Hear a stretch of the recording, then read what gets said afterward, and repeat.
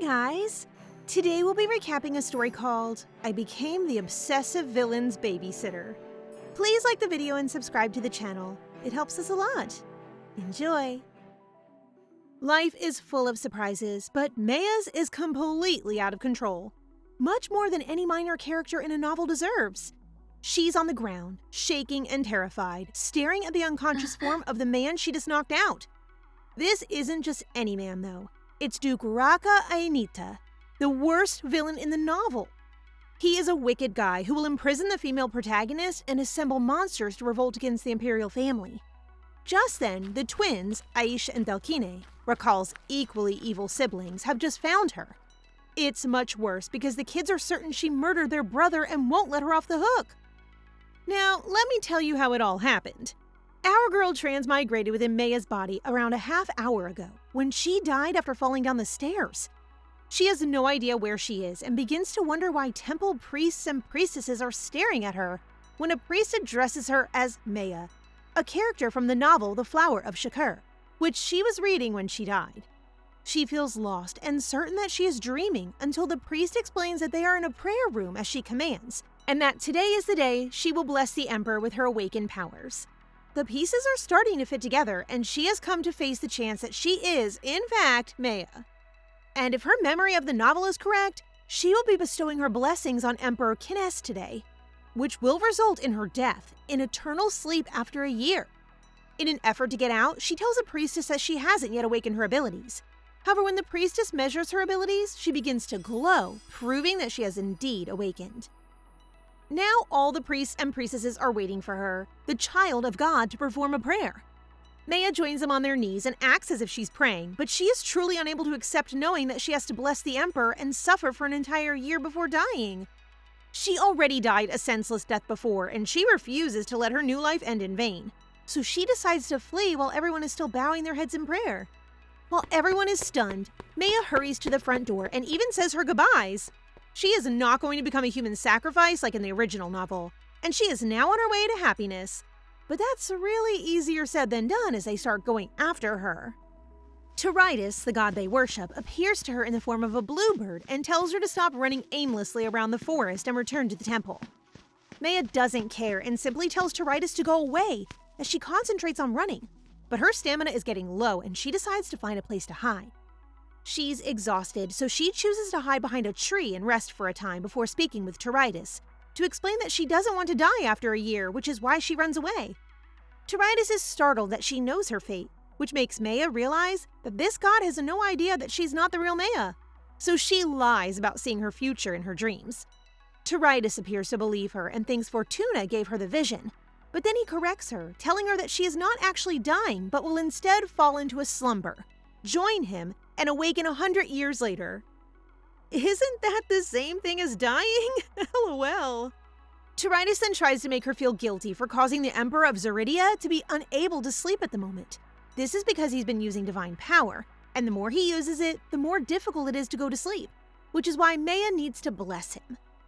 Since we all know the fate that awaits her, our girl has no intention of doing so and proposes that Tiritis find someone else to help the Emperor, referring to the female protagonist, Reina Adrienne.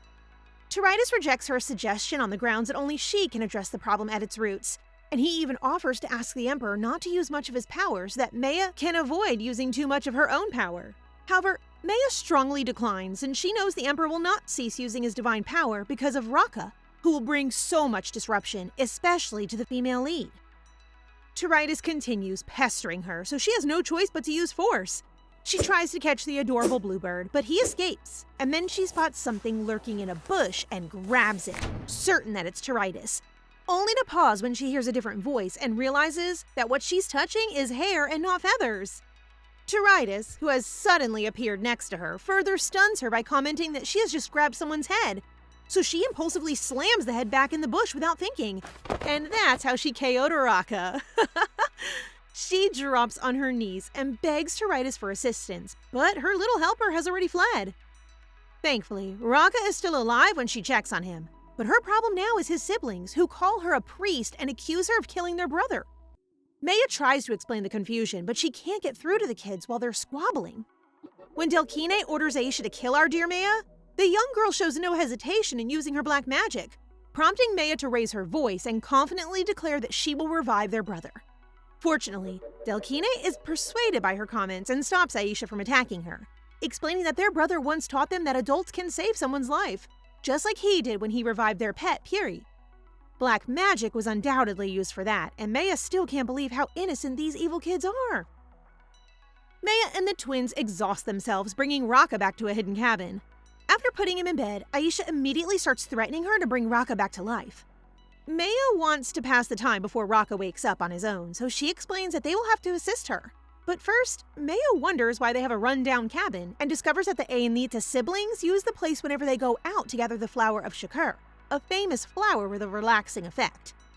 The Emperor Kness of the novel uses it to help him relax after using divine power, yet she is unable to figure out why the House Aintia is searching for it.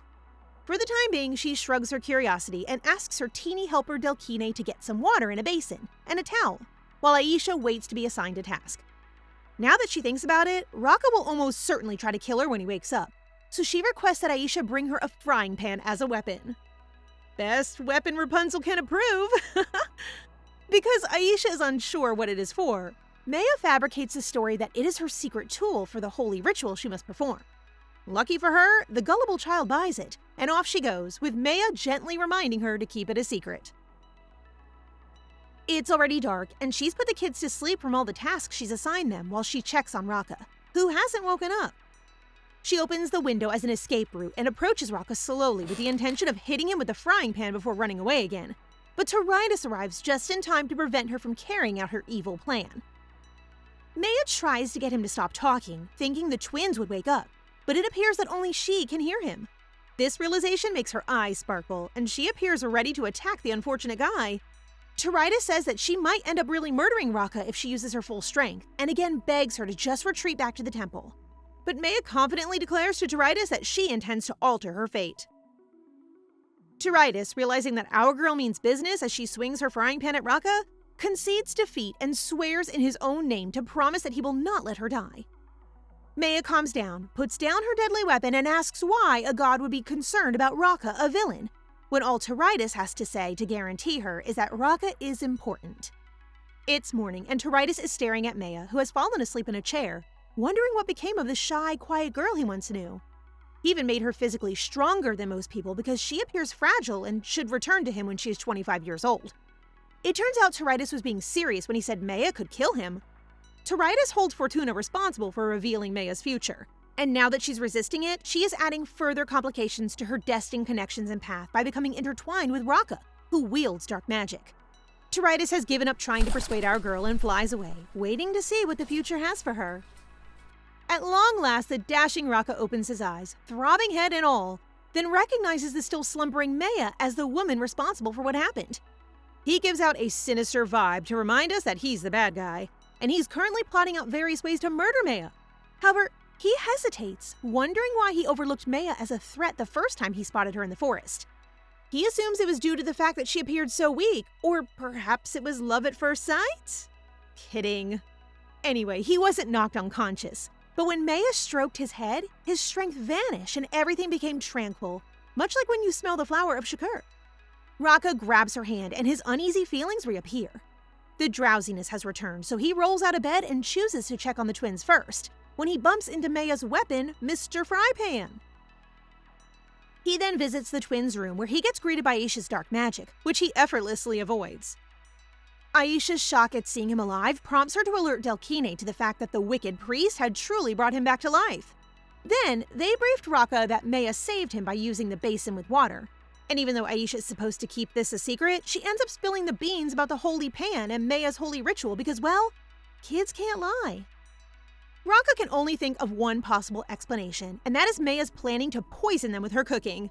She doesn't look like an assassin, but he still has reason to be wary of her because she might be an enemy with a grudge against him, just like many others.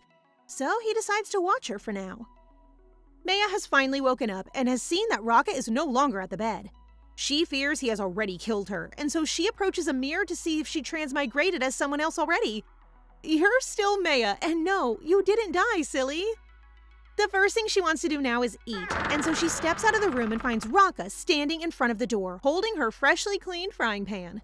She awkwardly says good morning and apologizes for accidentally knocking his head to the ground. Rakha merely gives her a smirk and asks if that's all she needs to apologize for, to which she should respond yes, given she can't disclose that she planned to hit him with a frying pan last night. Thank goodness the twins have woken up and interrupted their conversation. Meia is relieved to see Aisha and greet her a happy morning, but quickly takes it back when this grumpy little girl asks her furiously why she hasn't left yet. Well, she takes that to her advantage and attempts to leave, but Rakha stops her and gives her the frying pan. He moves in closer, telling her he'll be watching in case she tries to poison them, and then he shows her the kitchen, which sadly only has carrots, potatoes, and onions. At a glance at the Ayanita siblings, she figures that if she can make something that will appease the twins, Rakha will let her go. She finished cooking and made stir-fried potatoes, but the kids still refuse to eat them. Finally, Delkine is going to give it a try, but not before Rakha gives it a taste to make sure it isn't poisoned. He appears cautious at first, but eventually munches on it, making Meia very proud. Delkine loves it as well, and when Aisha tries it, she slams the table, her eyes gleaming, definitely loving the food and wanting Meia to instantly work for them. What a great way to get herself more involved with them while Rakha beckons her outside so they may have a private conversation without the kids overhearing. As soon as they reach the cabin's rear, Rakha's tone turns serious, and he asks Meia directly if she spiked the food they were eating. Meia finds out that Aisha doesn't get along with most people, leading Rakha to conclude that she must have put something in their food to get Aisha to hire her. Meia, on the other hand, can't believe he's asking when he could just easily ask his own sister, and she's even more surprised when Rakha wants her to join them to their estate, given how suspicious she appears. It's one thing to try to avoid the novel's protagonist, but it's a much bigger risk to get close to the villain, who could end her life at any time. Meia tries to find excuses not to join them, but Rakha always has a solution. For instance, Meia's lie that she needs to return home to care for her siblings is ineffective for Rakha because she can just bring all of them along. Homesickness? She can go back once a week. Then she rambles on about having a jealous husband, which Rakha doesn't understand because the gown she's wearing makes her appear like a priestess, and they aren't permitted to marry. Meia chuckles nervously and adds that she isn't a priestess, but just really likes to dress in white. She twirls and spins to show off her new dress, but only manages to tear the seam on one side. Rakha seems unfazed by her lies and keeps pressing her to reveal the whereabouts of her home. Even though she doesn't know much about the area's geography, our girl claims that her home is located in the north and that getting there would take at least an hour on foot, a distance she figures is too much for Rakha to verify. This questioning should be wrapped up shortly, but our girl is wrong because there are no plains in the north. So she adjusts her answer and claims it's in the west, which is also incorrect because there are only mountains there. Rakha says the closest nearby village is to the east, which she then uses to claim that her home is located there. Wrong again. The village is actually in the south. Well, that puts an end to her lies, and Rakha moves in closer to make sure she doesn't escape. Now that he thinks about it, he doesn't know her name still, and she almost reveals her true name when she remembers that she mustn't, or else he would know that she's really a priest, so her name now is Meia. Rakha asks her for her last name, and she lies and says she doesn't know, making Rakha irritated. This time, however, Meia is telling the truth. She has no idea who her biological parents are. Meia's past isn't explored in the novel because she simply lives for the benefit of the Emperor and is a mere extra no one cares about. Rakha realizes she isn't lying and starts to soften his tone when she says she doesn't know who her parents are. This surprises Meia, who concludes that Rakha's dark magic includes a spell to detect lies. And with a sly grin on her face, she begins plotting to acquire dark magic and open a detective agency as her business. Rakha then notices the malice in her gaze and goes into defensive mode, releasing his dark aura. What can we say other than that money is the root of all evil? Meia's eyes widen in fear as she stares at him, but she is able to change the subject, thankfully. After discovering that Meia knows his name, Rakha becomes cautious yet again until he realizes that the twins must have told her. He's even amazed she managed the problematic twins on her own yesterday. And since their babysitter recently quit, he believes it's probably best to make her their babysitter while he keeps an eye on her. She might be suspicious, but Rakha has never met anyone who can handle twins as well as she does. But she cuts him off and declines his offer of a babysitter. Rakha offers her pay, but our girl insists that she cannot be bought with money and rejects it firmly, until he increases the salary to 900 kirks per month. She pauses, as it is plenty for her to relocate to another nation. So he figures she must be falling into his trap and makes it a 1,000 kirks offer monthly, which she takes. She's resolved to work for them for 6 months before calling it quits, and she just might be able to prevent the female protagonist from meeting Rakha, which would prevent the Emperor from using his divine power. After returning inside, Rakha can't stop laughing at her, having convinced her to babysit for 1,000 Kirks. One of Meia's requirements for working for them is that he pledge not to kill her, which our guy here had no intention of doing, but concludes that Aisha must have threatened to kill her. He's thinking out loud that this must be the explanation for why she intended to use the frying pan on the twins. Meia stands up, attempting to explain that everything was a misunderstanding, when Aisha storms into the room, causing Meia to slip, but being caught by Rakha. However, she still has unsteady feet, and the two of them end up on the floor, with Rakha currently snuggled on top of her, taking in her scent. Meia pushes his face away while he lifts her to her feet, his hand still supporting her back, and then blurts out his feelings for her. Perhaps they forgot there are children in the cabin, for as Meia glances to one side, she sees the twins blushing at seeing them in such a close position. Meia manages to push Rakha away from her and starts explaining, but as usual, she's unable to interrupt when these two kids are having an argument. Delkine is thrilled and has even begun referring to Meia as their sister-in-law, but it appears that Aisha is not pleased by this, and an argument ensues. Meia wants to stop them, but Rakha is snuggling up to her again. When she tries to call his name, he turns to gaze at her with such affection that she can't help but feel her cheeks burning. Staring at Rakha's face makes her feel as if she's being charmed, and he even enjoys it when she calls him by his first name. He continues to snuggle while she watches the two children fight violently, so she urges Rakha to intervene before the situation gets worse, but he is too high to care. When Aisha realizes how much of her hair Delkine has pulled out during their fight, she becomes even angrier. But Del, like any other child, blames her for starting the fight by pulling his hair. Aisha releases a dark energy, showing him that he cannot compete with her strength because he is unable to use dark magic. Meia's worries increase as she watches Aisha get more serious, but when she informs Rakha about it, he just smiles at her as if nothing is happening. Aisha unleashes her strength to strike at Delkine, but it seems he's used to this kind of thing by now since he easily avoids it, which instead flies in the direction of Meia. Rakha instantly stops Aisha's black magic, something Meia finds surprising because it is so powerful that it leaves marks on the floor. Just a normal fight for villains, I guess. Rakha's tone becomes serious, making Delkine quickly apologize. But Aisha remains silent as Rakha explains that she will be punished for using her dark magic, and reminds her that she can only use her ability when her life is at stake. Aisha is quick to explain that their fight started because Delkine stated their big brother and the priest are going to marry, which confuses Rakha. She hasn't stopped yelling at him, demanding to know when did they become a couple and if he has any intention of actually marrying her. While Meia is trying to process what she is hearing, and based on her experience reading fantasy novels, she may be about to become the villain's victim. Meia rushes in front of them and tries to explain everything, but before she can begin, Rakha cuts her off, saying that she doesn't need to because he knows that she cast some sort of spell on him that transformed him into such a mess. It sounded so much like a pickup line that the kids started believing the two were actually dating. Now that they are alone, Rakha questions Meia about what she did to him, but she has really no idea. Knowing that Rakha's lovey-dovey moment for her wasn't entirely of his own doing, Meia begins to wonder if she actually does have the ability to manipulate villains. Rakha did not pry, but he plans to investigate her true identity when they get back to the manor. And Meia fears that he would send her back to the temple if he discovered the truth about her being a priest. Rakha approaches her when she doesn't respond, hoping she'll finally tell him her true identity before they return to the house of Ainita. This implies that once the investigation begins, people will know who she is, which doesn't bother Meia until Rakha explains that if she turns out to be untrustworthy, everyone will oppose her and perhaps kill her. Rakha, on the other hand, has no intention of killing her because she is the best person to care for the twins, whereas Meia has made her decision. She can't go back now and has to work as a sitter to retire early, so she wants to be sure Rakha is serious about hiring her. While the two of them are in agreement that she will be working as a sitter, Meia notices that no formal agreement has been made. Rakha sits down, realizing he has grown impatient to learn the truth about her identity, but deciding to put that curiosity aside for the time being in order to focus on making sure she'll come with them.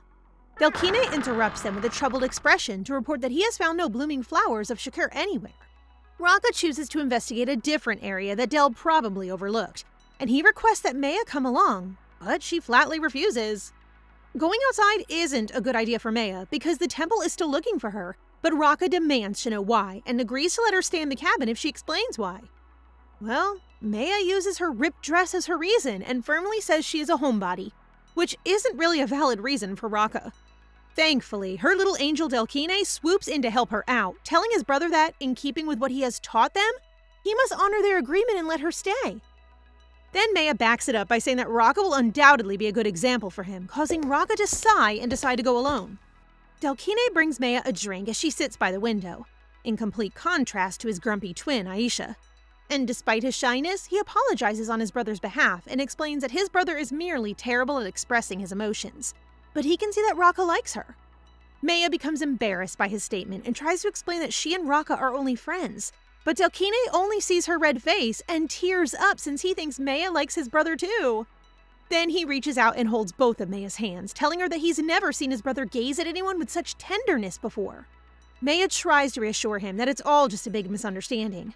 But the boy's attention is riveted by the fact that he read this very thing in a book, and now he's seeing the saying, "The eyes are the windows to the soul," played out before his very eyes. Our little guy is a hopeless romantic, and Meia has given up since nothing she says can reach him. Meanwhile, Rakha can only find withered flowers of Shakir, and as he wanders around, he overhears some Imperial Knights talking, and he concludes 3 things. The Ember's delayed blessing ceremony. The Imperial family has nothing to do with the disappearance of the flowers of Shakir, and third, there are no flowers in bloom right now.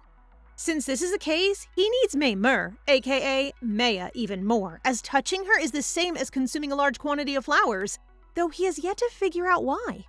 She makes his strength wane, his mind wanders, and his entire being longs for her. This reminds him of Reina Adrienne, the female lead, who according to his investigation has the ability to put someone to sleep simply by touching them. Regardless, he is resolved not to lose Meia, and he thinks that a new dress would be the first step toward winning her. Rakha returns to their cabin carrying the clothing and discovers Meia soundly sleeping on the table. He glances at her, unable to believe he has come to rely on this mysterious woman. Del peeks in the living room and finds Rakha finally back, so he reports to him that his sister-in-law just slept while he's gone. Del then feels proud of himself for returning to his room, having understood from the book he read that couples need time alone, and secretly wishing they would have a wonderful time. Meia awakens in the middle of the night as Rakha arrives, directing her to go to the other room because Imperial Knights have discovered their hidden cabin. She appears terrified, but she nevertheless decides to follow Rakha, taking her frying pan along for protection. Rakha opens his door to the Imperial Knights now that Meia is secure in the other room, but he is taken aback when he learns that the person they are looking for is a blonde woman with blue eyes. They're obviously trying to find Meia, and thankfully Rakha protects her by pretending he didn't see any woman. However, Rakha can't stop them from entering the cabin since they have a permit to do so, while Meia shivers, expecting the Knights to enter the room.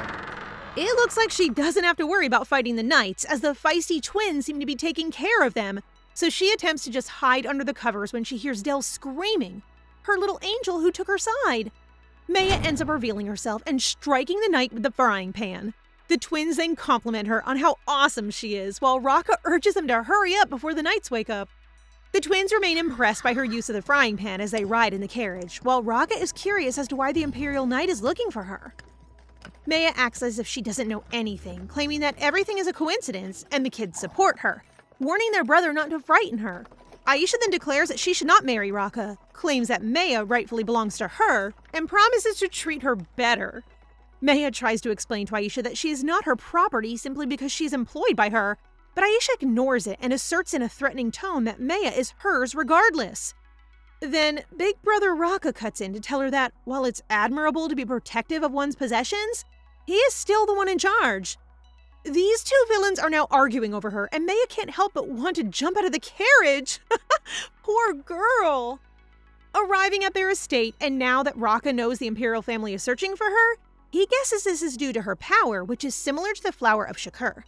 He immediately heads to his office to draft a contract to ensure he won't lose Meia without a fight. While Rakha is writing the contract, his personal aide, Sarom Erage, enters to inform him of the good news that a child of God appeared at the Teritis Temple, and her name is Meia. To be labeled a child of God means she possesses incredible power, but it appears that Sarom did not do enough research on Meia, so Rakha instructs him to dig deeper and also look into the background of the lady he brought, Meia. Meia is taken aback when she reads the contract and only sees the paragraph where her income has increased to 1,500 kirks per month. Rakha is pleased with her response but wants to make sure she reads all the terms. Sure enough, she does, and her expression immediately changes as she reads the condition that they should sleep together nightly. Meia has just read the contract aloud, and Rakha realized he forgot to include a clause. But our girl has suddenly taken a very serious and troubled expression and reminded him that she is hired as a sitter, and the final condition is not part of their agreement. Meia glares at him, and Rakha glares back, claiming that he might need her at night, which causes Meia to lose it. She tries to come up with an explanation, but there's only one thing that makes sense. Rakha wants her to join him in bed. She flat out refuses to be his prostitute, which baffles Rakha, and explains that he forgot to specify in the contract that they need to do nothing more than to hold hands. Meia's imagination has run crazy, but she has a point in thinking that holding hands at night will inevitably lead to more. Meia swallows her pride and humiliates herself by saying she doesn't shower before bed, only washes her hair once a week, has terrible sleeping patterns, and worse, spits while asleep, all in an effort to make Rakha feel disgusted and remove the final condition.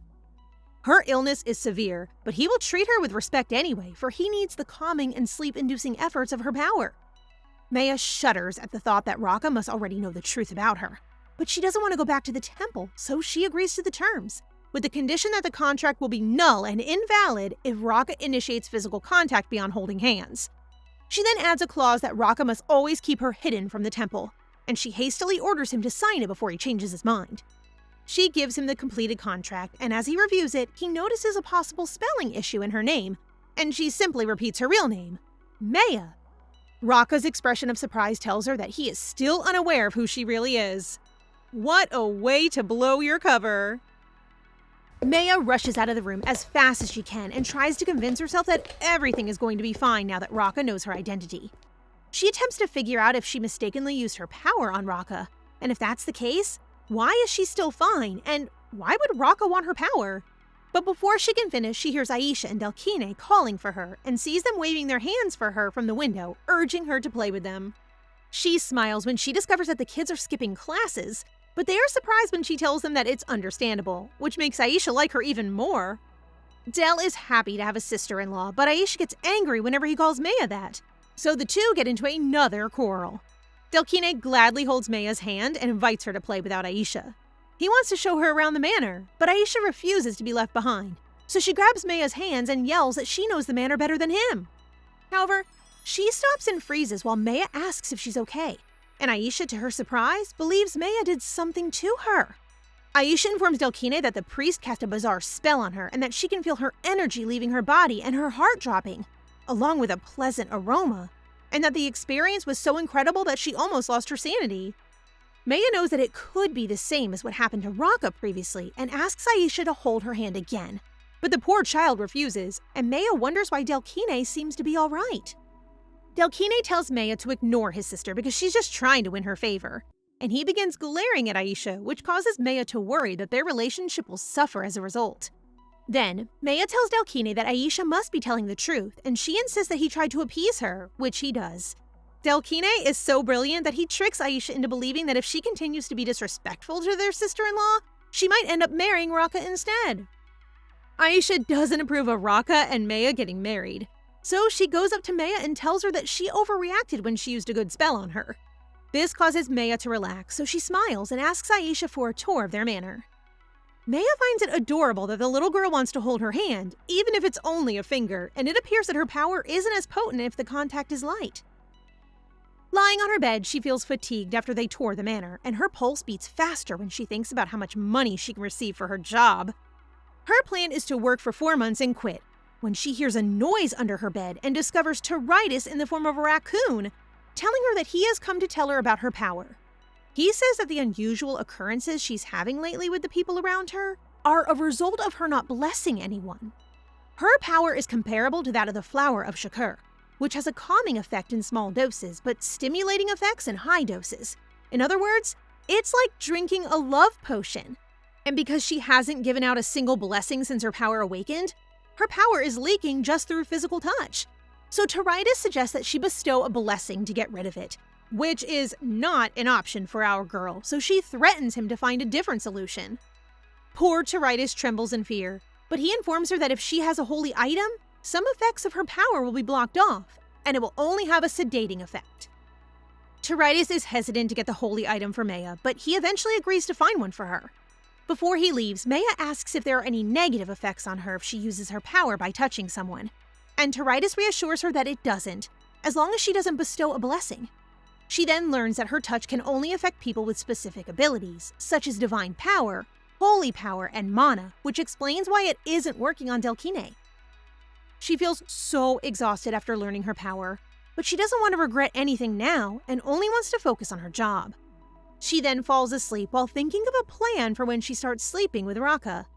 A servant wakes her up and introduces herself as Rita, telling her that Rakha has called for her. At this point, there's no turning back, and Rita can hardly wait for her to change into her nightgown and accompany her out the door. Meia tries to convince Rita that it isn't what she thinks, but Rita's enthusiasm wears her down, and she eventually gives up. The way she gives up explaining to everyone is hilarious. Rakha greets Meia in his room, and as she follows him inside, she tells herself to avoid contact as much as possible until Toritis returns, or her touch will become a stimulant. Rakha sits on the bed and casually invites Meia to lie down next to him. Noticing that she is still wearing a robe, he reminds her that his room is warm and she may simply remove it, but the robe will remain on since she's wearing the nightgown the servant prepared for her. However, Rakha is getting suspicious, thinking she has a weapon or something hidden under her robe. Meia chuckles, confirming that she has nothing on her, and sits alongside him while Rakha brings up the subject of her escaping the temple, and tries to console her by saying if it were him, he would try to hide from them as well. It's the first time she's ever heard Rakha console her, and it gives her hope that he's not as horrible as the novel makes him sound. But then Rakha goes back to his old self, asking why she's making such a silly expression, which causes Meia to become annoyed, and Rakha to giggle with relief that she no longer appears nervous. He then lies down, aware of her discomfort, but reminds her that they need each other, so this not-so-naughty guy urges her to lie down as well. Meia has to avoid contact and requests 2 more days before they sleep together, just long enough for Toritis to deliver her the holy item. She claims she hasn't gotten paid yet, thus this isn't a violation of contract, which irritates Rakha.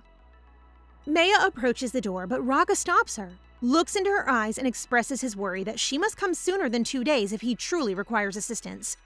Now that she can see Rakha's face well, she notices how tired he is and wonders how long he has been unable to sleep.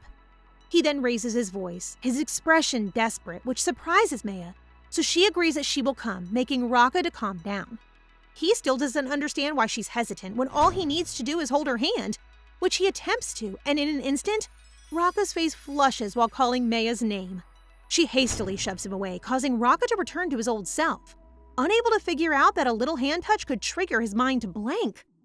Meia discovers that the intensity of her powers equates to the amount of touch she makes with the other person, which explains why Rakha merely wants to hold her hand, but it appears that even that is too much. Rakha lets her go, and after she's gone, he feels ashamed because what he felt for Meia earlier was desire. He then hears a knock on the door, which reveals a poor, sleep-deprived Aisha. Those who use dark magic will make one's body weaker to make their power stronger, but this will end up making the user more fearful and anxious. Rakha tried to protect the twins from the influence of dark magic, but the former Duke and Duchess insisted on giving them an abusive education.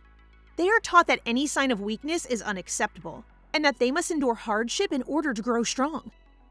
Thankfully, Rakha was able to chase them out after he became an adult through performing a forbidden spell. Yet, he still regrets that the twins had to experience such training. Such a caring brother. Rakha wants Aisha to refrain from using her dark magic, but this little girl is really stubborn. He laughs warmly as Aisha boasts that, according to Sarome, she is just as stubborn as he is. They are cute when they're not fighting. He puts his baby sister to sleep in his bed, and she seems to like her time there and starts feeling sleepy. Perhaps because his bedroom has a pleasant aroma. She doesn't know exactly what it is, but she recognizes the scent, and a minute later, grumpy little Aisha is back. She can't believe he slept with Meia. A weird love triangle. It's a peaceful morning for Meia, or so she thinks, until Rita bursts into her room in a panic, stating that Aisha disappeared. Okay, it's not that serious. She just can't be found in time for etiquette class like she does every single time. After agreeing to help, Meia heads out onto her balcony where she spots Delkine bearing a little animal. Meia's situation is becoming increasingly bizarre, but she decides it's better not to show Rita when Aisha suddenly appears in her room and demands to know if she really slept with Rakha. Rita's red face has Aisha convinced that Meia slept with Rakha, and now she's crying because she feels betrayed and wants to sleep with her. After realizing she has little control over the situation, Meia makes a rash promise to sleep with Aisha from now on. Sarome then enters the room, urging Aisha to go to her class or else he could report it to Rakha, which actually works, and so Aisha departs, but slams the door. Now that the problem has been solved, Sarome introduces himself to Meia, and they discuss her schedule, but he makes it clear that her main responsibility is to keep the kids out of trouble. He takes her on a tour of the residence, and they arrive at the children's room just as Countess Taytess exits. Sarome introduces Meia to the Countess, but the Countess instantly ignores her and mutters something about how Meia is a slave.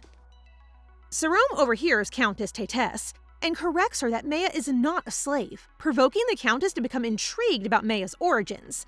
Sarome obviously doesn't know because only Rakha knows her true identity. But now that neither Sarome nor Meia are answering her questions, she smirks and criticizes Meia, presuming she's from the slave market, leaving Meia with no choice but to speak up before this discussion becomes problematic. Meia smiles nicely, asking the Countess to leave and saying that they should meet again next time. But the Countess talks back, scaring Meia that she might not even get another chance, and then brushing it off as a joke. Well, the Countess did claim she was joking, so Meia laughs sarcastically, causing the Countess to shiver in rage and prepare to slap Meia when the twins rush to her rescue. The Countess quickly pats Meia on the shoulder to reassure the twins that they're on good terms. But this backfires when the twins mistake her pat for a hit, just in time for Rakha to hear everything. Look at the Countess's wide smile as she tries to persuade Rakha that it's all a misunderstanding, and that the twins are merely making up stories because they're angry as she scolds them for being late. The twins are getting themselves into trouble in helping Meia, so she steps in and reveals that the Countess actually did try to attack her and labeled her a slave, and Sarome backs her up on this. They've heard enough, and now the siblings are debating about how they should just kill the Countess, with Aisha suggesting that they turn her into powder, which isn't too far-fetched considering that they're a family of villains. Meia quickly grabs Rakha's shoulder and urges him not to kill the Countess, while our guy here is dazedly listening to her. She doesn't want to witness someone turn to powder, so Rakha gives her a choice, asking if she wants the Countess to melt or if he can simply blast her. Just another level of misunderstanding.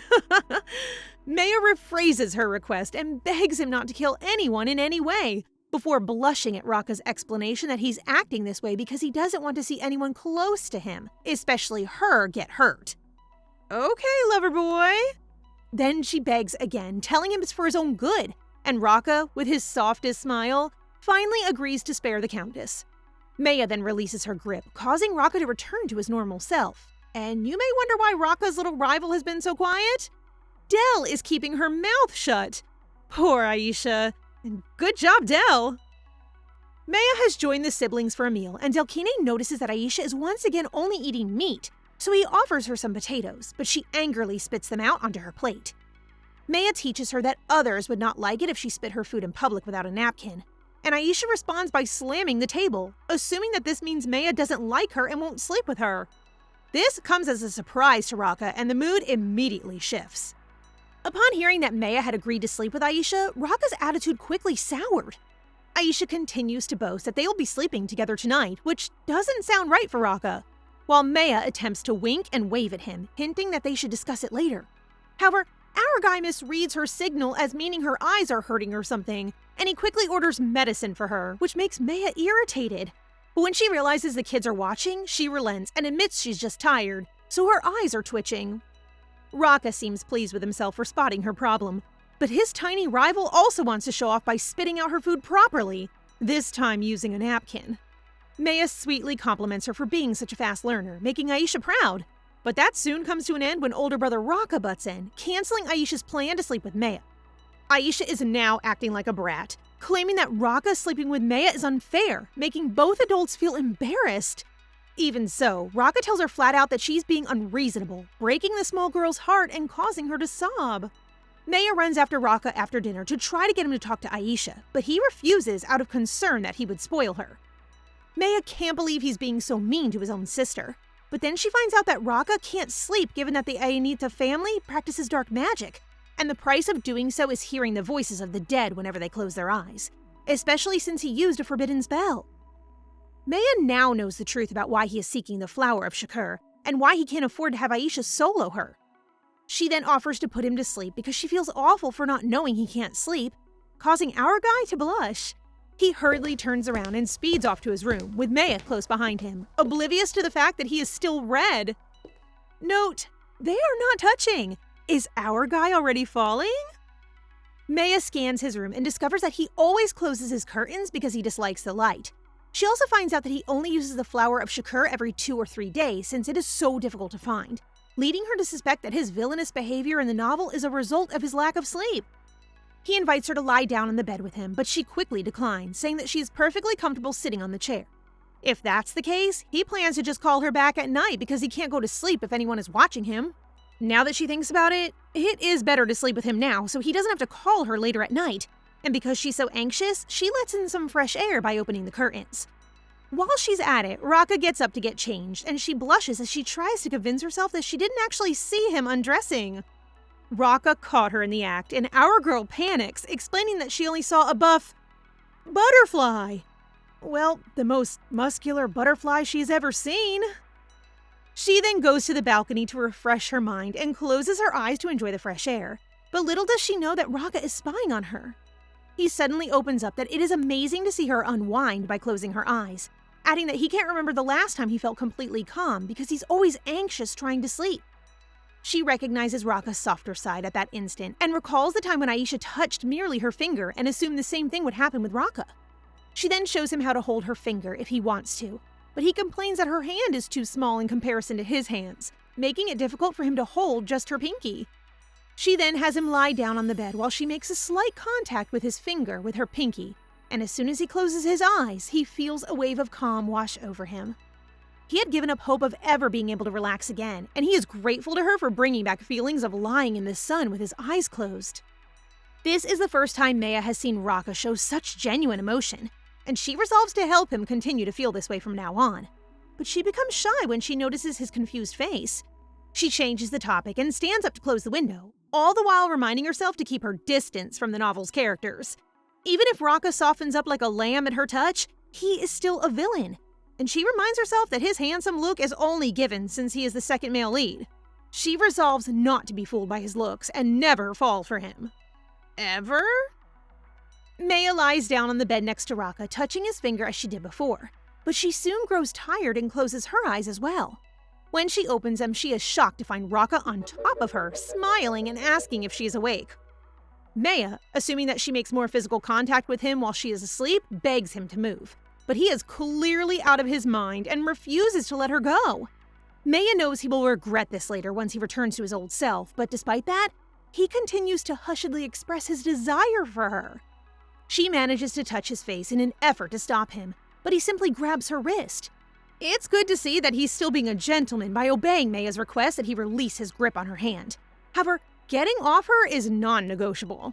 Meia is about to give up and cry, so Rakha offers her a pillow since he thinks she's uncomfortable. And while he's getting her one, she sees this as her cue to strike him with her new weapon, the pillow. When he comes to his senses, she apologizes, but he orders her to do it again if something similar happens because that's the only way he will come to his senses. Rakha then suddenly feels dizzy and lies back down on the bed, telling her he needs more sleep and commanding her to lie down next to him and put him to sleep. Meia argues that they slept for 6 hours already, but that isn't long enough for our guy here, so he insists that she honor their contract. She has no choice except to sleep with him, with Rakha's assurance that nothing bad will happen. The next day, Meia wakes up safe while Rakha has gone to work with Sarome when he suddenly speaks Meia's name in front of him. Given that Rakha has asked Sarome to look into their new babysitter, Sarome is well aware of who she is. And so he gives Rakha his report that Meia is from Liberton. And the temple took her because of the prophecy that said that a baby born with blue eyes in Liberton would be dubbed the daughter of God. Liberton is a slum area in the outskirts of the Zerdia Empire where serious crimes are happening. Sarome also heard another prophecy about Meia, and he gave Rakha a piece of paper with the words that Meia will bring stability to Zerdia when her power awakens. It now makes sense to Rakha why the temple keeps the prophecy in Meia hidden, because revealing her means admitting that the Emperor's power is unstable given that he needs the daughter of God.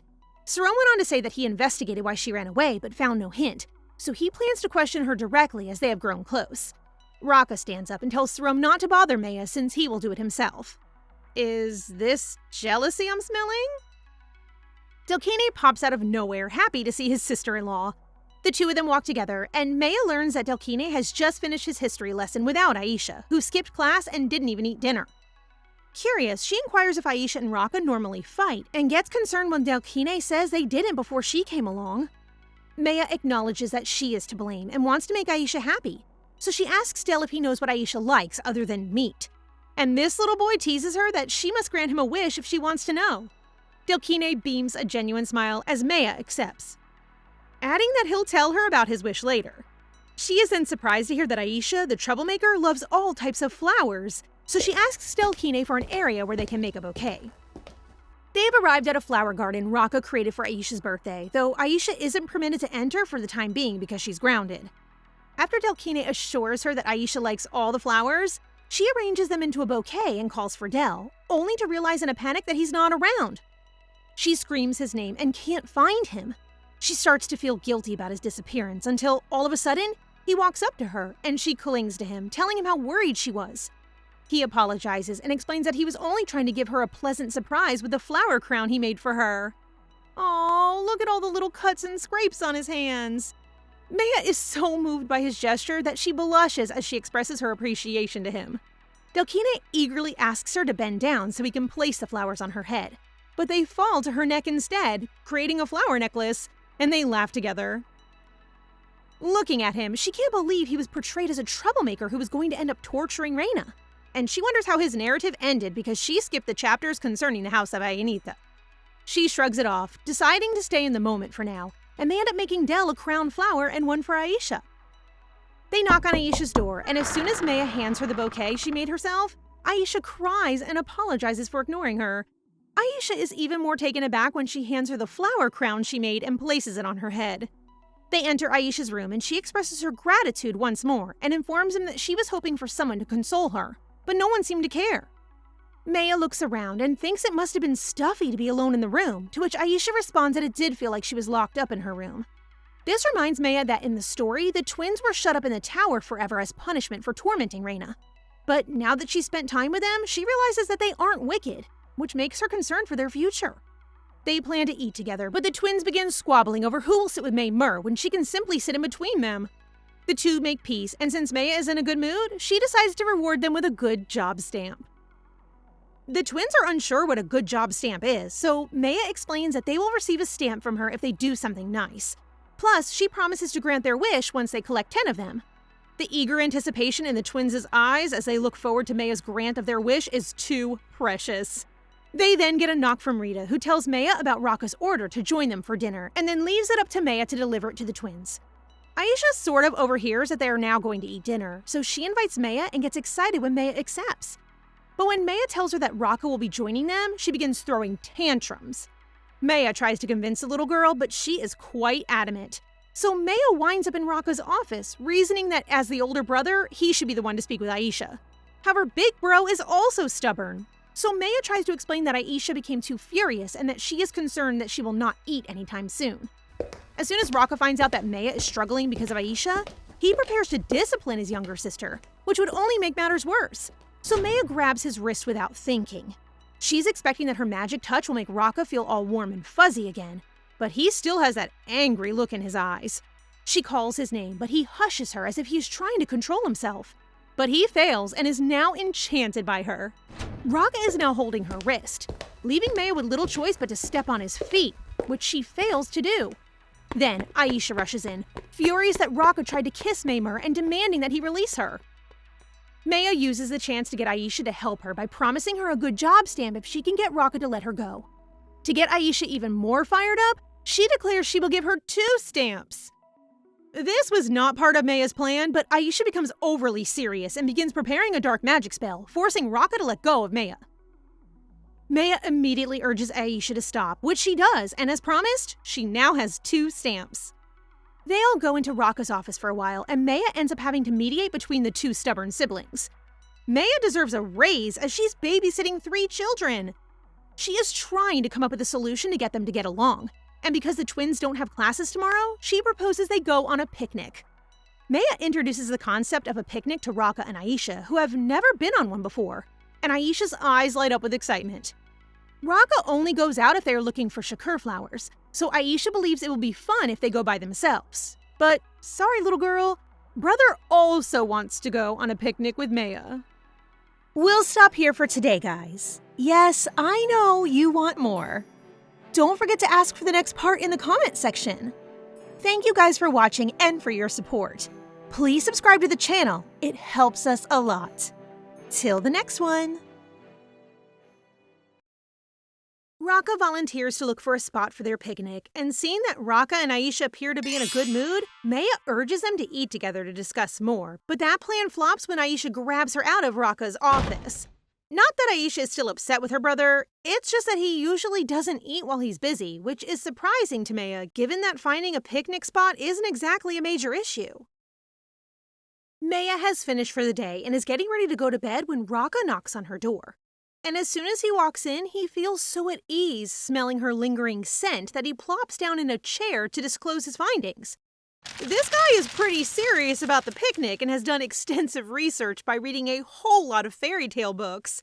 When he learns that most people only use their front yards as picnic sites, he takes great pride in explaining that the location is less important than the quality of the time spent together. Cutie. Even though a picnic should be a chance to rest and unwind, Meia insists that it should also serve as an educational experience, particularly for the twins, because she knows Aisha will be disappointed if she finds out they aren't going. So she recommends that he find a location that incorporates nature with historical sites. Rakha concurs and has already planned the perfect spot. Now that the picnic's arranged for tomorrow, they decide to do their holding hand things in Meia's room, but because her bed is small, Rakha chooses to use the chair. They have arrived at the area, but it is not what Meia had in mind because all she sees is a dark forest. But as she said, it should be with nature and a historical landmark, which is precisely where they are. The Danger Forest, where the dark magic of House Ainita began. This is going to be chaotic. Meia feels sorry for the twins, but danger is what these kids do for fun, so they are very excited and start running around. She totally forgot that these twins aren't your average kids. So now that the plan has failed successfully, Meia decides to roll with it and spreads out the picnic blanket when she is startled by a smiling bug and accidentally throws the picnic basket on Rakha's head. His head is already pouring with strawberry juice, which he doesn't mind. But seeing how frantic Meia is, he follows along with her and cleans it off. But when Meia offers to help, he becomes so embarrassed that he decides to rush off awkwardly to wash. That blushing expression with the basket on his head tells me he's falling for our girl. Cutie. Following that, Aisha shows something cool to Meia. And by cool, she means a flower that looks like a hideous monster, but that she finds lovely. She's so sparkly and thrilled to give it to Meia, but she smacks it away as it moves, causing the plant to scream so loudly that Aisha prepares to use her powers when the ground begins to shake with Delkine running towards them. Del grabs Meia's hand, and the three of them sprint as fast as they can as a larger monster plant is now after them. Bet Meia regrets not saying yes to a front yard picnic now. Meanwhile, Rakha is washing his face in a river, still confused as to why his heart raced earlier, but then blames Meia's power for it. You're in love. After washing, he discovers some fruits that remind him of Meia, who he knows loves sweets, so he blushingly selects some for her. See? A guy in love!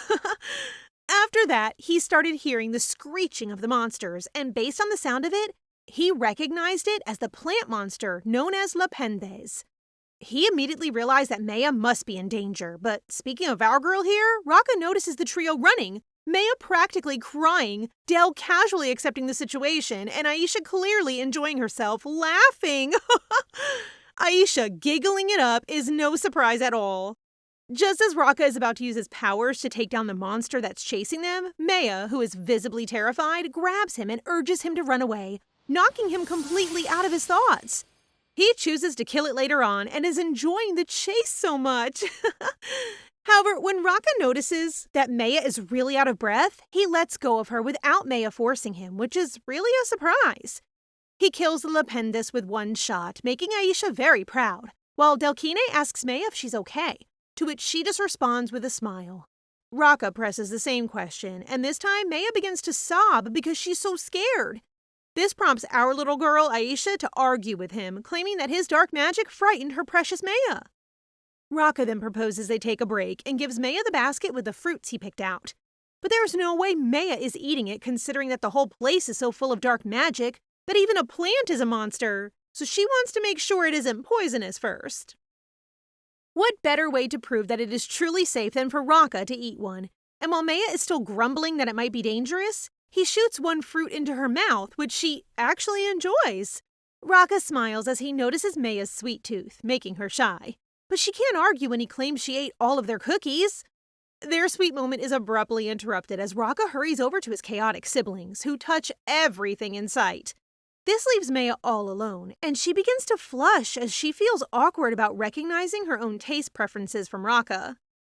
They're now in a carriage with the twins fast asleep, so knowing Meia has done all the running with the twins today, he asks if she's tired as well, and Meia awkwardly answers she's okay because he helped her earlier.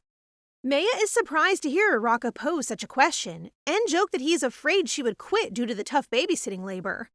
That didn't sound like a joke to our guy here, who states Meia can't leave, and then acts grumpy, leaving Meia confused. Meia is beginning to feel tired and falls asleep as the carriage grows silent, with Rakha holding her head and blushing. I'm certain that blush isn't the work of Meia's power. Her body was sore the next day as a result of their one-of-a-kind picnic the day before, and just thinking about working today makes her feel miserable. The twins are taking a swordsmanship class today, and the worst part is that it will be outside on the training grounds. Then Rita enters her room, and seeing how groggy Meia is, she opens the curtains and finds that it is pouring outside, as if the gods had decided to give Meia a bad day. Rita believes the twins' training would continue even if it rained, because the swordsmanship tournament is in 2 days, which is new information for Meia. It is an important event that occurs every other year, but it is unfamiliar to Meia since the novel begins when Meia bestows her blessing on the Emperor, implying that the official plot has not yet begun. Surprisingly, Rakha is waiting for the trio at the training grounds. Such a supportive brother. Rakha wants to watch Delkine and Aisha's practice today, but Meia is worried that the rain will make the twins sick. However, it appears that the Ainita siblings are resistant to cold, so they stroll off to enjoy the rain while Rakha is concerned about Meia. He checks her forehead to see if she's sick because Rita has informed him she's feeling unwell, making her blush, but she shrugs it off, saying it's all due to the running they did yesterday. As the twins announce that Pat Rache has arrived, Meia can only imagine an adorable puppy, but she can't help but chuckle when she learns that Pat Rache in this story is actually a large, mustached instructor. Same, girl, same. Meanwhile, in the Imperial Palace, Emperor Kines is not looking good, as they are running out of the Flower of Shakir and can't even find Meia, the god's daughter. This man's red eyes and blonde hair suggest he's bad news, but we'll see. The Emperor has received a report of a lady who can put people to sleep, and it intrigues him that even Duke Ainita is aware of this, given that Rakha does not get involved with just anybody, so he asks his aide to look into it more. He then looks at the list of contestants for the coming competition and finds the names of the twins, as well as the audience favor, Cray Monteris, who is said to be insane on the battlefield. After the cabin incident, the Emperor decides to teach the twins a lesson and orders to have our sweet baby Delkine fight Cray in the first round, despite knowing that Del can't use dark magic, for he doesn't want Del to establish a name for himself. This guy is a sicko. Is it because Meia didn't give her blessing?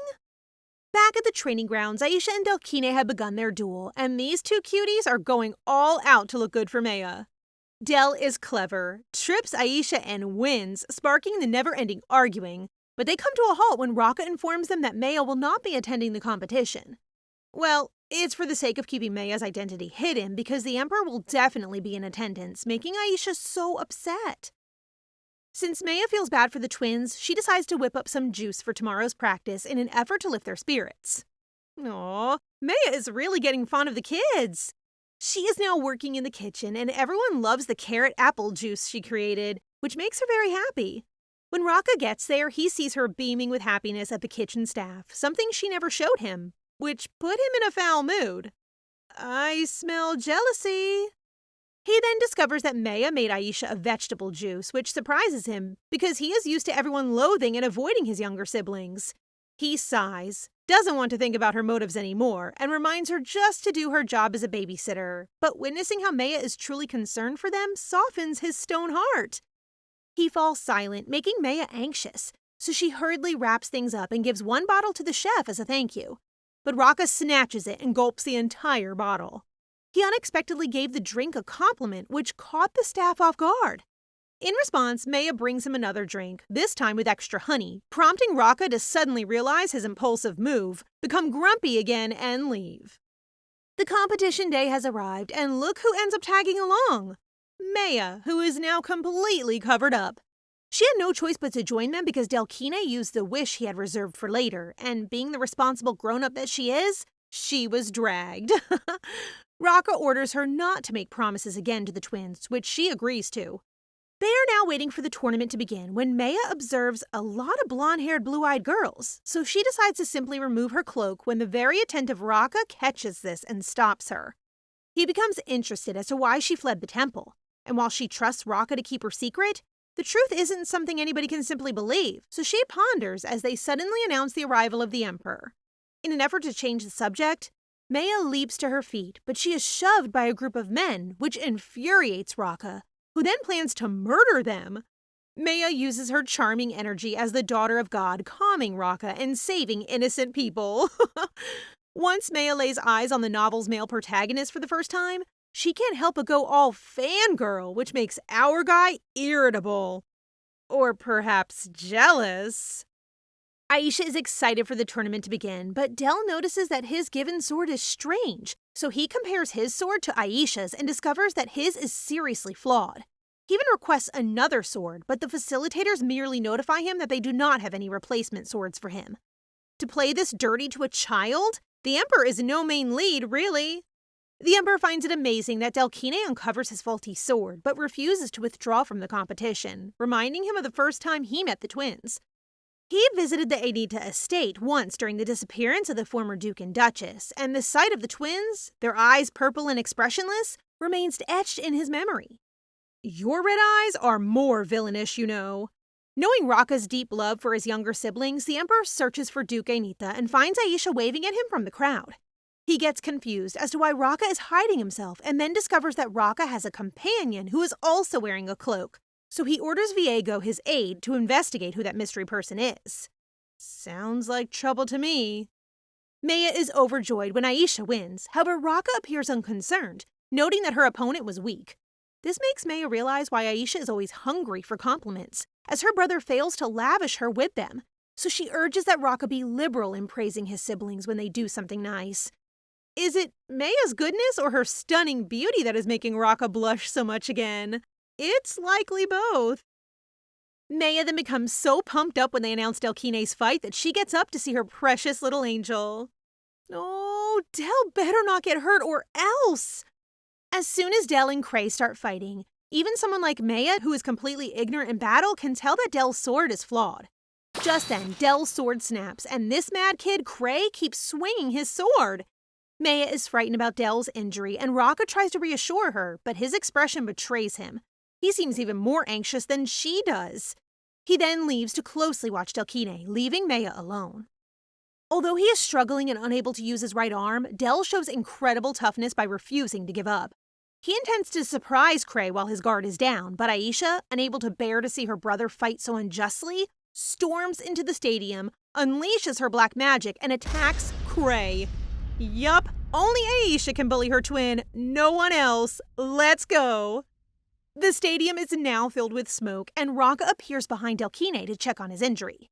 He takes Meia's advice and pats Delkine on the head, complimenting him before telling him to return to the carriage while he gets Aisha. Aw, they are so cute! Just as Del is about to leave, he hears a scream coming from inside the smoke. Rakha must have taught that crazy kid a lesson. In the meantime, Meia is so distraught that she resolves to wait patiently for Rakha to come because she has no idea what to do amid all the mayhem and may easily become lost if she leaves now. Her anxiety levels skyrocket as she sees a guard approaching.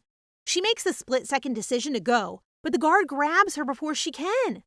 The guard requests her identity, but she demands that he first disclose himself. And as he searches for her identification, our girl takes advantage of the chance to escape. She is halfway out of the stadium when she overhears people discussing an injured child and thinks it might be Delkine, so she searches for him in the crowd, even though it is unsafe. When she finds our poor Dell, she hurriedly carries him with her and begins fleeing. They make it to the carriage in one piece, and Meia is obviously worried about Dell's wound. This might be Dell's first time to witness someone look so worried, so he just sits still when Rakha and Aisha arrive. They were looking for her and are relieved she is safe. Aisha soon scoots over and visibly waits for Meia to compliment her on winning her match, which Meia graciously does. I'm very delighted Meia is now with the twins. They definitely lack affection. Back in the stadium, the Emperor is having a great time watching the commotion made by the Ainita siblings. Picking on a kid? You're trash! Viego shows up, apologizing for losing the girl, and because the girl is quick on her feet, the Emperor guesses she isn't the frail priestess. But what really catches the Emperor's surprise is when Viego says the woman has blue eyes. Meia and Rakha are now conversing in her room, and she is happy to find that Delkine's injury isn't severe. Rakha also learns from Del that a knight was chasing her earlier and asks Meia if she recalls what the man looked like. After giving it some thought, Meia recalls that the guard bears a large scar close to his mouth, which Rakha immediately assumes was the Emperor's aide. She starts to freak out, but our laid-back guy assures her he'll investigate, causing her to calm down. When Meia gets up the following day, she finds Rakha gone from the chair. She then heads to the balcony where she spots Delkine in the backyard once again. So, out of curiosity, and because they become closer, she decides to go down there and ask Del. Del is seated in the grass, staring intensely into what appears to be a grave, and he becomes startled when Meia appears. He has no idea Meia can see him from her room, so he pretends to be playing with the dirt. But because Meia knows something is hidden there, Del is forced to open up and reveal that Puri, their beloved squirrel, is buried there. Puri used to spin around when he and Aisha gave him things he enjoyed, but after he died and Rakha used dark magic to revive him, he was never the same again. So he decided to bury Puri, even though it was hard for him. He kept it a secret from Aisha since the girl is fine with anything, which is why he buried Puri in the Eastern Annex. Even though Del's smiling so sweetly, Meia understands this precious child is in pain, so she hugs him and tells him that he has helped put Puri in a better place. Del starts crying, hugs Meia, and asks her to promise not to abandon them like Puri, leading her to make another promise, which hopefully she can keep. Meia retires to her bed that night, having complicated her situation yet again by making another vow, and intends to drink the night away. Rakha then enters, and finding Meia drinking and gloomy, he instantly asks who is bothering her, offering to teach that person a lesson for hurting someone dear to him. That was smooth, sir. The two end up drinking together, and Meia explains what happened to Delkine today, which is why she is sad. The only thing Rakha hears is that Meia is sad, so he suggests going on an outing to cheer her up. Meia is overjoyed and can't wait to tell the twins about it, oblivious to the fact that Rakha is merely inviting the two of them to go out. But seeing her drunken face while claiming she enjoys this part of Rakha makes him blush so hard. He takes the wine glass away from her because she appears to be getting a little tipsy, but Meia persists, causing the wine glass to slip and her hand to bleed. Rakha immediately covers his nose, leading Meia to believe she stinks. So he tries to explain, but as soon as he removes his hand from his nose, he begins to sway and appears drowsy. He then quickly grabs Meia's hand and lifts them for him to suck her blood. Okay, Mr. Vampire. She is surprised and bewildered by his reaction, but he only gives her a chilling smile before wavering and eventually collapsing on her. Meia drags him to the bed despite his weight, and after looking at how uncomfortable he is, she decides to undo his shirt buttons for him. But as she does so, probably still drunk, she starts blushing. To her surprise, Rakha hugs her tightly, urging her to keep still to avoid the situation worsening if he wakes up abruptly. And they sleep like that while she wonders why Rakha is acting so strangely, suspecting that there are more secrets regarding her abilities, particularly her blood. The next day, Rakha is still trying to figure out what happened the night before, and he sighs that he's suddenly changed into a monster. Recalling that the instant Meia's blood entered his mouth, it felt like all the dark energy in him was washed away. Looking at his hand, he still feels a sensation and is startled that he cannot use his dark magic, which causes him to panic since he still needs his dark magic to protect the people he loves. But probably because he only sipped a bit of Meia's blood, his powers are gradually coming back. He then looks at the sleeping Meia and wonders if he should keep her by his side forever as he tenderly touches her hair. Does that mean Meia's blood is the answer? Anyway, it's been days, and Toritis is still nowhere to be found. So Meia fears and panics as she stares out the window since he's promised to bring her a sacred item after 6 days. When she hears scratching at her door, she thinks it's only Toritis who could make such a strange noise, so she quickly opens the door and finds a gold pig! More precisely, a giant chubby cat, but it's actually Toritis in disguise. Hope he'll keep this look, it's so cute! As they converse, she inquires about the holy item, and he directs her to his tail, where she discovers a ring that is too large for her fingers. But he commands her to try it on, and voila! It shrank to suit her finger. It will block the effects of stimulants or a love potion, allowing only the benefits of relaxants to function. But Toritis urges her to be cautious while wearing the holy artifact, because its abilities are so strong that others will be able to hear his voice. Then Aisha hurries into her room to ensure that they are indeed going on an outing, but when she sees the plump cat, she incorrectly refers to him as a pig as well, causing Toritis to say cruel words to her that she accidentally hears due to Meia's ring. Meia quickly asks Aisha how a cat can talk, prompting Toritis to meow and shake his body, but Aisha swears that she hears him talking, while Toritis leaps and hops away from them. Meia attempts to alter the subject by inquiring about the outing with Aisha, who enthusiastically informs her that Rakha told her to go on an outing with her and Delkine on a day when they don't have class. Meia cries in silence, wondering when she will get a day off. The following day, Rakha finds it impossible to focus on his paperwork and instead checks the window, perplexed as to why Meia and the twins aren't coming out. When he eventually spots them, he tells his assistant that he's taking a short break, when in fact he intends to follow them. Just join them. It would be fun to see. Meia's eyes widened at the sight of the Bisteo commercial district, the largest in the empire. Aisha wants to try the tart at an expensive restaurant, but Meia fears she won't be able to pay for it as she checks her purse.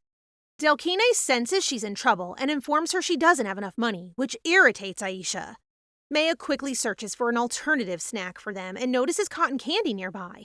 She attempts to ask Aisha if she prefers the cotton candy instead, but she rejects, while Del, being kind, tells Meia that he likes anything if it's from her, which causes Aisha to follow him as well.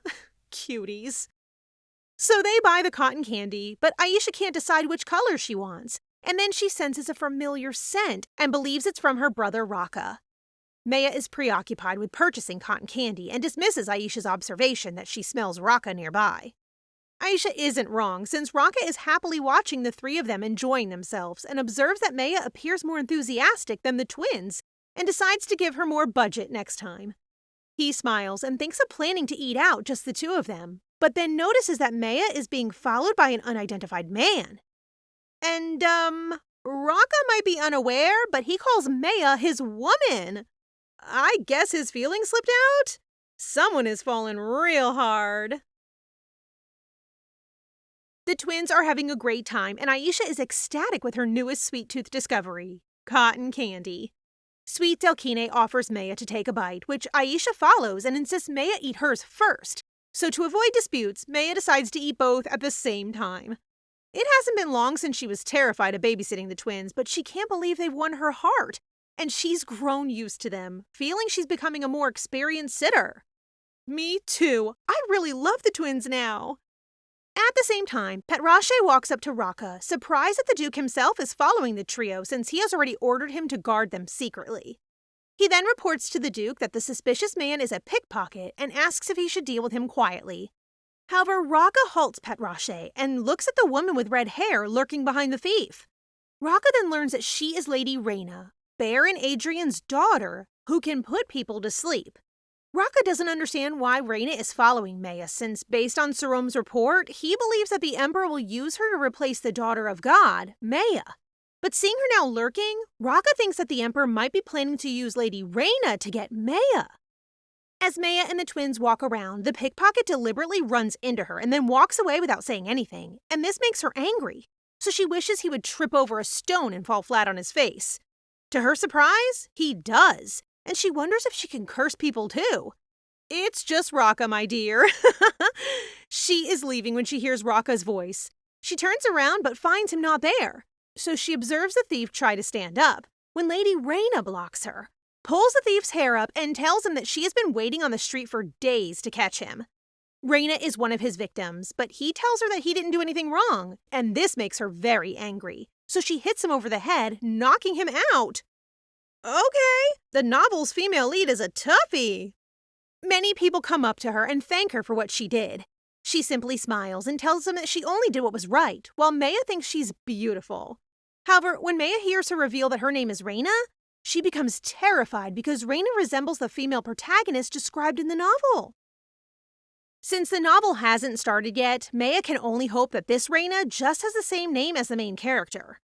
Meia is even more worried when the twins get excited to ask Reina how she's knocked out the man with one blow.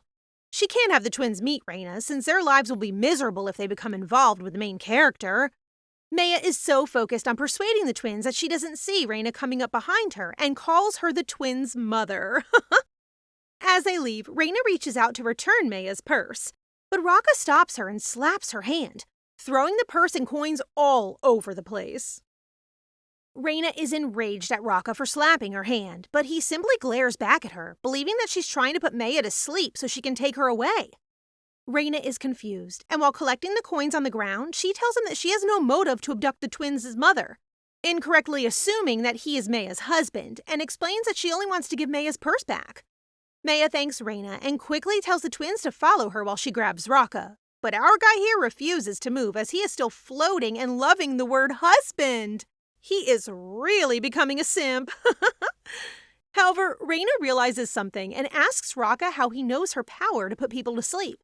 But the lover boy hasn't recovered yet from being referred to as Meia's husband and is still spaced out. So Reina shouts and she doesn't get a response from him, leading Meia to interfere and tell Reina that her husband has a fear of being shouted at and hastily excuses themselves. Reina, thankfully, did not press any more, and they are now back to strolling.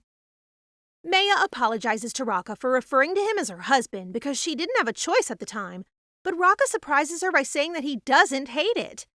She isn't sure if she's hearing him right, so she wants him to repeat it, but they are interrupted by Isha, who is now complaining that she's hungry.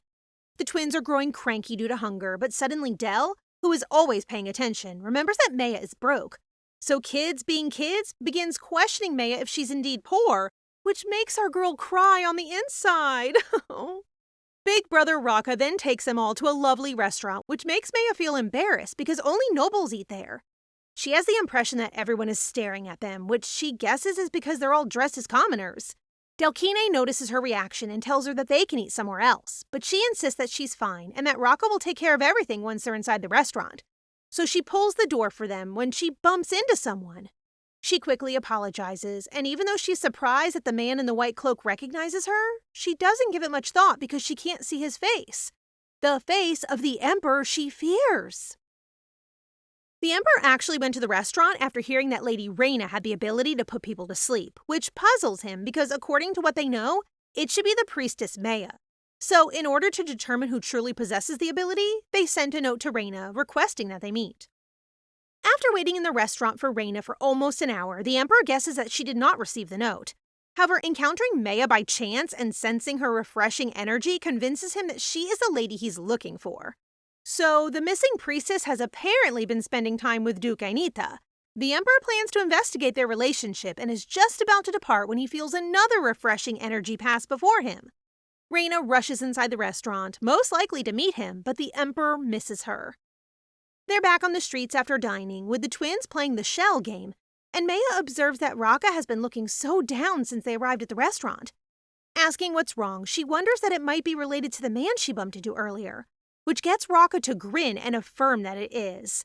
The man's hood prevented Meia from seeing his face earlier, so she is taken aback when Rakha asserts that the man in question is indeed the emperor, the very person she must try to avoid.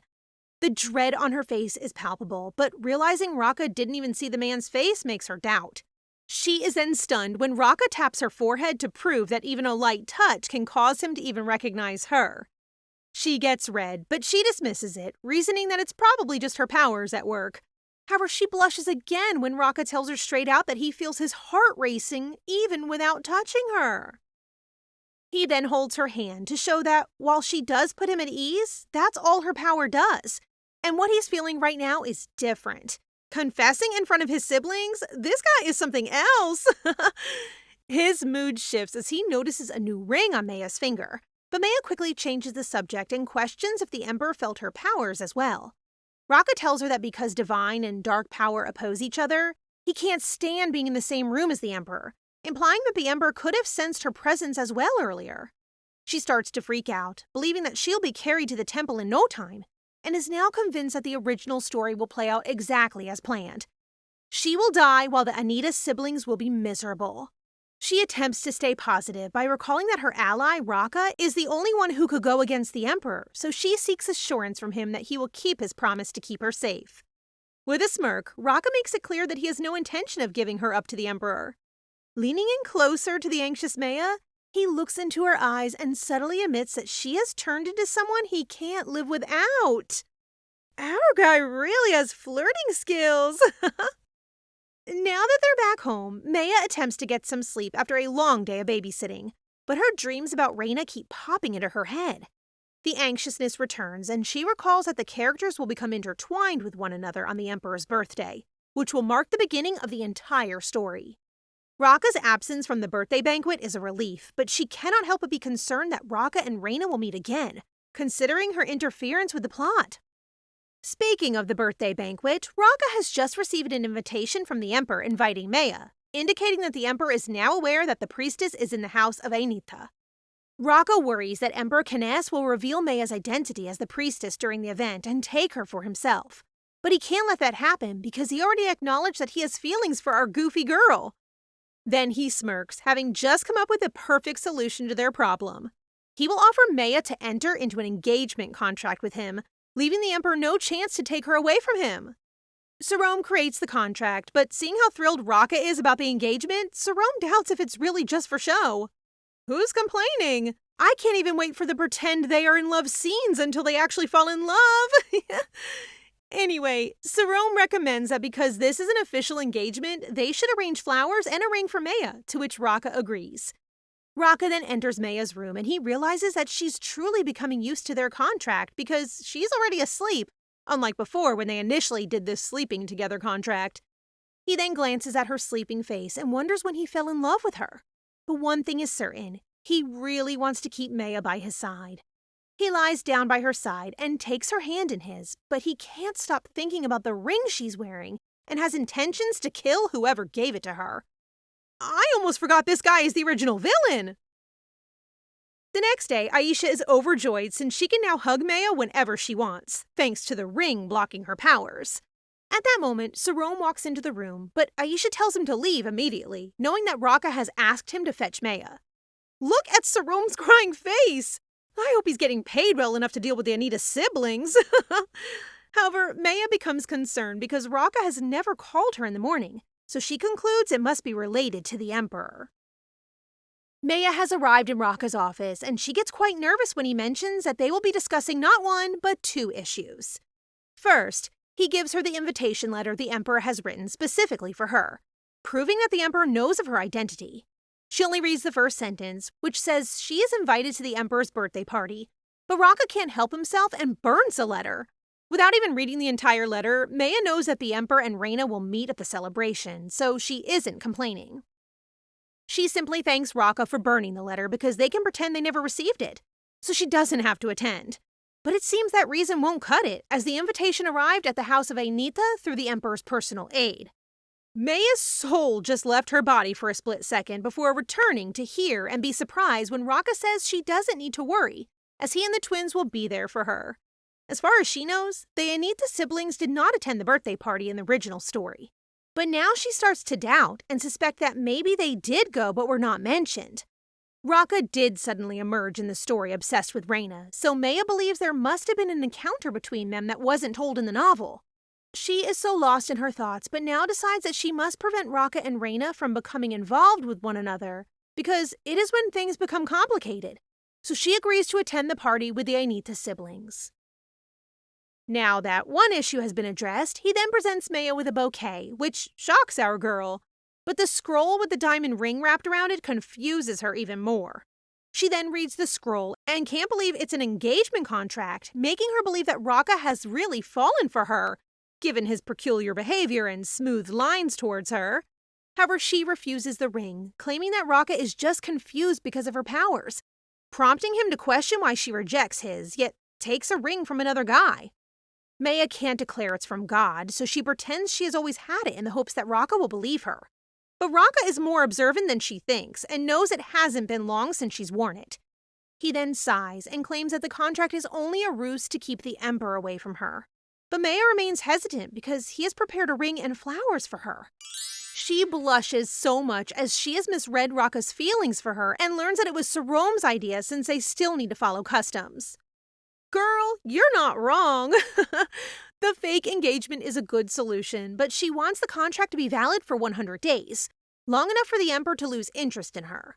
Rakha appears upset, but accepts her suggestion. That night, Rakha is still upset about the contract and believes it is the man who gave Meia a ring who makes her hesitate to get engaged to him. So he goes out to investigate the guy behind the ring. He is not a guy, but a god. Rakha continues to be perplexed and frustrated that night since he hasn't found any information about the ring Meia was wearing. He starts to wonder if she brought it with her when she escaped the temple, but he resolves to re-examine the ring. When he walks into her room, he finds Meia fast asleep. And what annoys him even more is the ring she has on her finger. Out of nowhere, he senses someone by the window and fears an intruder has mustered the courage to visit his home. As he cautiously approaches the window, he reaches out and quickly catches a golden bird, which he takes to be a messenger bird Meia uses to communicate with her lover. Tiritus, now transformed into a bird, is trembling and terrified for his life, and he doesn't know what to do.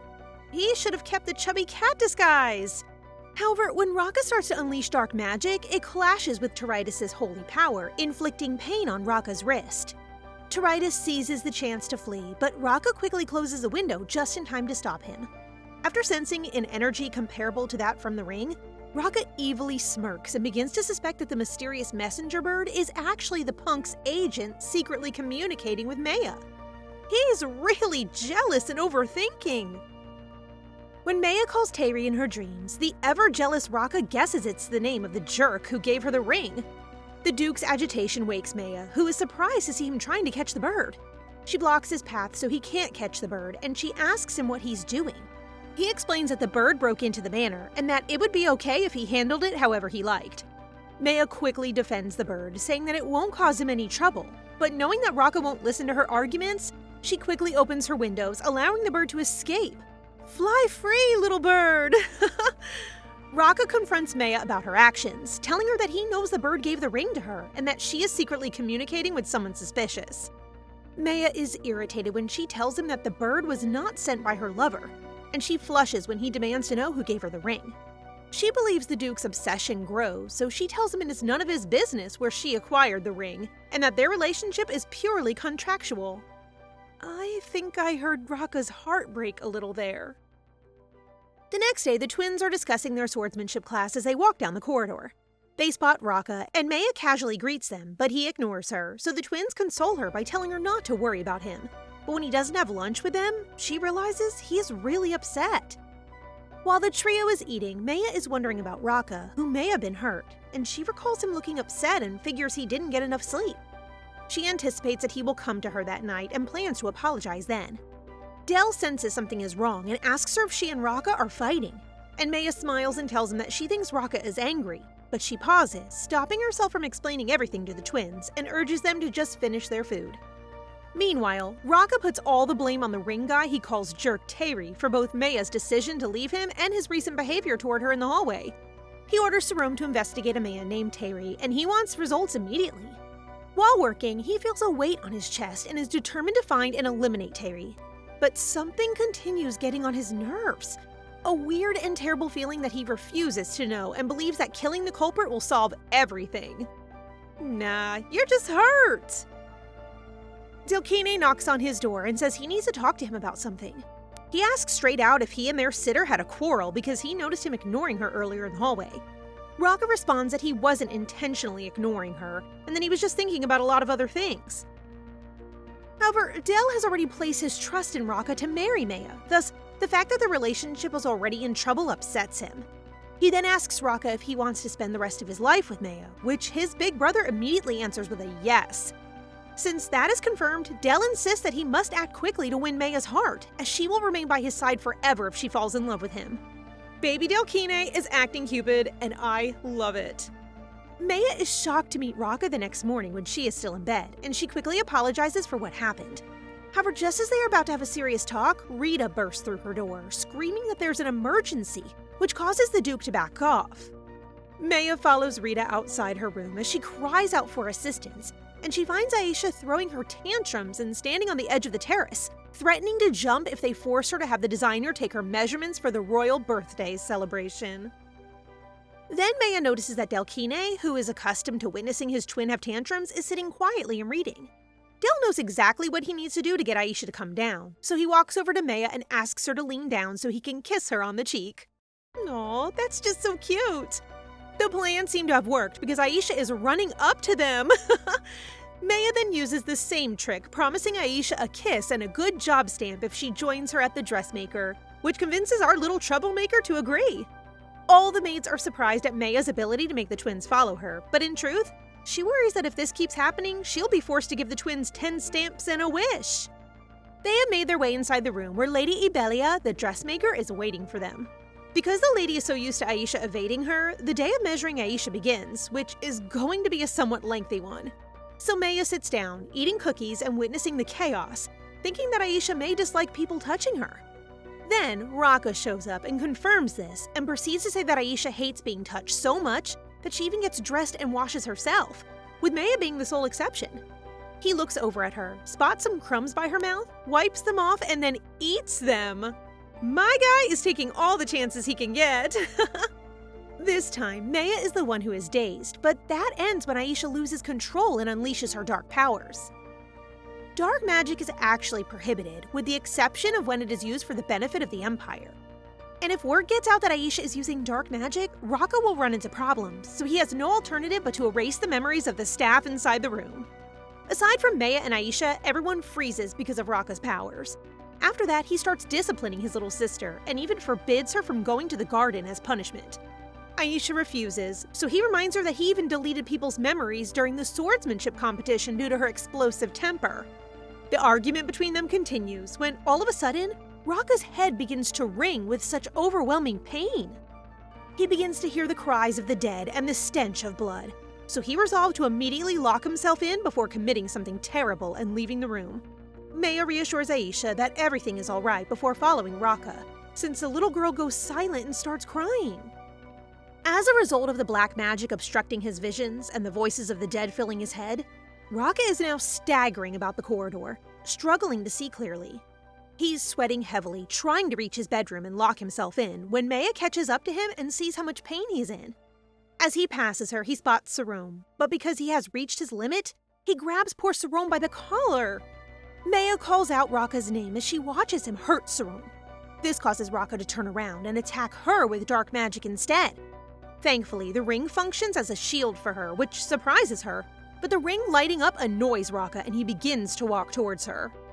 Sarome is alarmed and asks Meia what magic Rakha used, to which Meia shouts back that it is memory-erasing magic.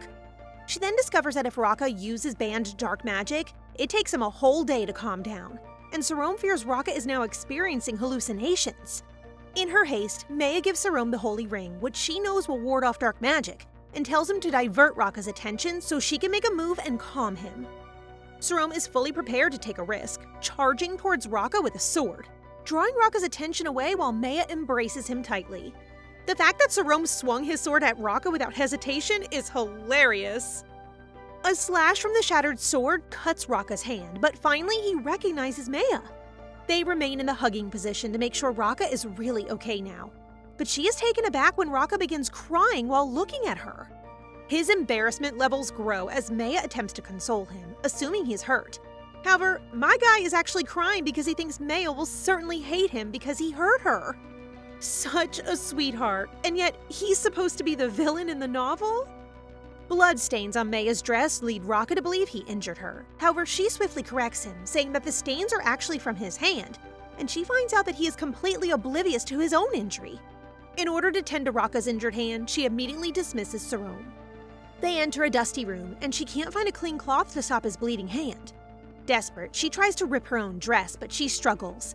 Rakha steps in to assist, but he rips it so forcefully that he accidentally exposes her legs in front of him, making them both flush.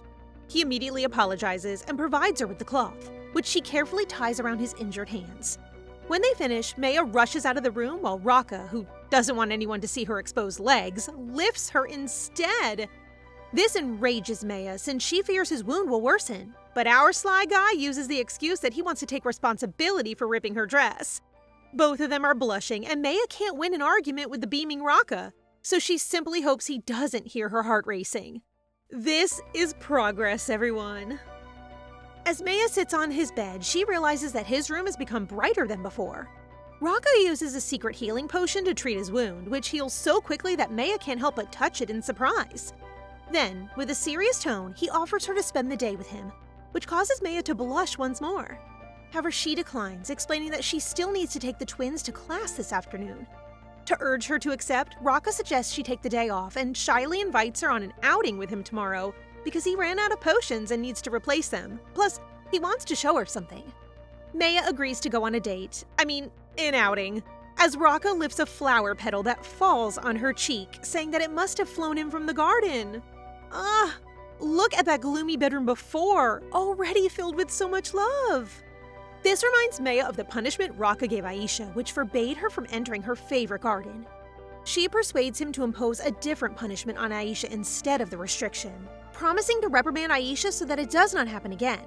She doesn't think Rakha will agree, but to her surprise, he does. On one condition, she must spend the entire day with him. You all know who will be opposed to this outing, Aisha, who is currently ranting at Rita. The poor servant is trying to calm her down by explaining that the Duke told her to be quiet while their sitter rests, which only makes the brat even worse. Aisha gets a bad vibe and decides to check Rakha's room when Rita inadvertently tells her that Meia is in the Duke's bedroom.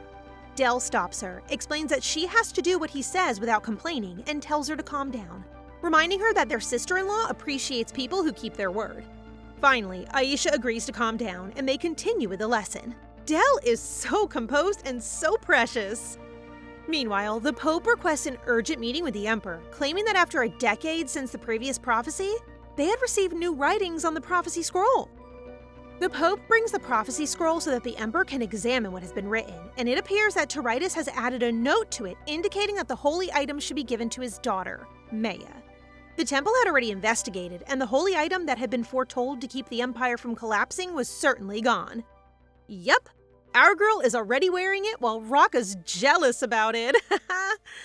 The Emperor believed that the previous prophecy, which stated that the god's daughter would give stability, was about him because he's the only one who is unstable due to his use of divine power. However, he begins to doubt and attempts to read the prophecy from a new perspective, understanding it as a warning about their empire's impending threat. He then suspects that Meia fled the temple because she got a divine call to keep the empire from collapsing, and he aims to see her and learn more about it. Just then, Viego rushes into his office to inform him that they have received an announcement of Duke Aintia and Meia's engagement. Rakha is not wasting any time! Rita notices how cheerfully Meia is getting ready and asks what's up, so Meia says she's just heading out for a little time with Rakha. Just the two of them on an outing is clearly a date for Rita, which makes Meia blush so hard. Rita also adds that the Duke typically goes alone to tend to his business, and that this is the first time he goes out with someone, making her swirl in delight. But Meia slyly explains that they are only buying something together and that's all. Yeah, whatever you say. Rita leaves and Meia can't get the word date out of her head and begins playing with her hair when little Aisha abruptly enters her room. Dell also shows up, but he knocks before entering, making Meia happy and complimenting him on his manners. So Aisha, jealous, returns to the door and does the same. She learns so quickly that Meia is overjoyed, and she swears to always knock from now on. Aisha then hands Meia the paper because she forgot to give her a good job stamp yesterday because of all the commotion. When Meia discovers that Aisha has been writing down her actions whenever she receives a stamp, she can't help but find Aisha so adorable and ends up kissing her all over. Despite her spoiled nature, I find it impossible to dislike this little child. Just then, Big Brother Rakha, who is clearly not happy with Meia giving kisses, arrives, and Dell, who already knows the drill, holds Aisha so Meia and Rakha can go for their date. That's my boy. Meia, surprisingly, shies away from correcting Del and instead quietly exits the room with Rakha as Aisha lets out a hearty scream. After the two adults leave, Aisha continues to rage at Del. So our very wise young man says that love and marriage are what push a person to stay. He then explains that Meia is only their babysitter and will soon leave when they reach adulthood. They can collect more good job stamps to get a wish and make Meia stay. But Del anticipates that the other servants will oppose this and make Meia uncomfortable.